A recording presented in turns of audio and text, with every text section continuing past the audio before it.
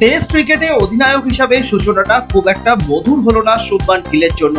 তিনি নিজে হয়তো অধিনায়ক হিসাবে টেস্ট ক্রিকেটে প্রথম ইনিংসে সেঞ্চুরি হাঁকালেন, পাশাপাশি দুই ইনিংস মিলিয়ে ভারতীয় দলে 5টা সেঞ্চুরি আসলো, কিন্তু শেষ রক্ষা হলো না। ইংল্যান্ডের কাছে 5 ম্যাচের টেস্ট সিরিজে প্রথম টেস্টে 5 উইকেটে ভারতের হারের পর অসন্তুষ্ট ভারতীয় ক্রিকেট প্রেমীরা। অনেকেই প্রশ্ন তুলেছেন অধিনায়কের ভূমিকা নিয়ে, আবার ভারতীয় দলের খারাপ ফিল্ডিং নিয়েও সোশ্যাল মিডিয়ায় সরব নেটিজেনরা।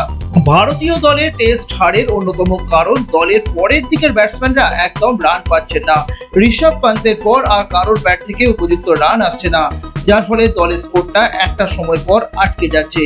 সেই জায়গায় দাঁড়িয়ে ইংল্যান্ডের শেষ পর্যন্ত বোলাররা ব্যাট করতে পারেন, যা অনেকটাই সুবিধা হচ্ছে ইংল্যান্ডের জন্য। এছাড়াও দ্বিতীয় ইনিংসে ভারতের বল মোটেও ভালো হয়নি। ইংল্যান্ডের ব্যাটসম্যানদের সেভাবে আটকাতে না পারায় হাসতে হাসতে ম্যাচ জিতে নিল ইংল্যান্ড। ইংল্যান্ড টেস্টের দ্বিতীয় ইনিংসে 371 রানের টার্গেট নিয়ে ব্যাট করতে নেমেছিল, আর ইনিংসের শুরু থেকেই জ্যাক ক্রলি ও বেন ডাকেট অনবদ্য পার্টনারশিপ গড়ে তোলেন। জ্যাক ক্রলি 65 রানে আউট হলেও থামানো যায়নি বেন ডাকেটকে। তবে অন্যদিকে 8 রানে প্রসিদ্ধ কৃষ্ণার বলে ফিরে যান অলি পপ। এরপর জো রুটকে সঙ্গে নিয়ে দলকে জয়ের পথে এগিয়ে নিয়ে যান বেন ডাকেট।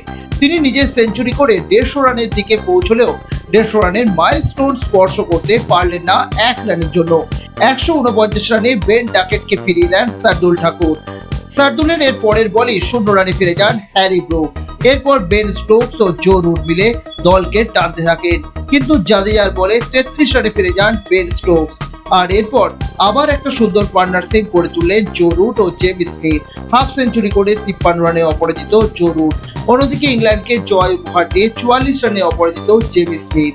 5 উইকেটের টেস্ট জয় ইংরেজদের। Bureau report, sky news Bangla.